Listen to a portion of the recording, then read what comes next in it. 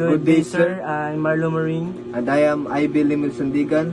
We will discuss the hydrostatic table for ship. What is a hydrostatic table? A hydrostatic table is a reference used in ship stability. It shows displacement, TPC, MTC, LCB, and LCF at different drafts. It helps ensure safe loading and trimming of the ship.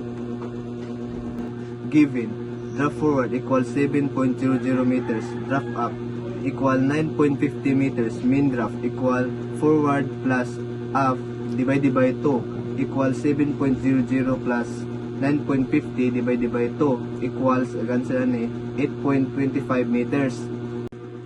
Trim calculation.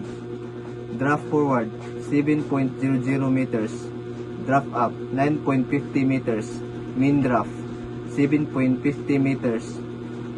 Trim equals draft up minus draft forward equals 2.50 meters by stern. Displacement. Displacement is the total weight of the ship. Includes light ship, cargo, fuel, ballast, crew, and stores. It is equal to the weight of water displaced by the ship. TPC, tons per centimeter immersion. TPC is the number of tons required to change the ship's draft by 1 centimeter.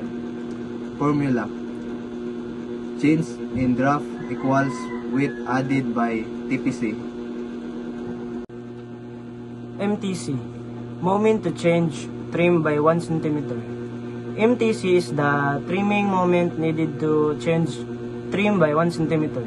Unit, 10 meters. Formula: change in trim equals trimming moment by MTC. LCB, longitudinal center of buoyancy. LCB is the center of buoyant force along the ship's length, measured in meters from midship. It affects the ship's trim. LCF, longitudinal center of flotation. LCF is the point about which the ship trims, measured in meters from midship.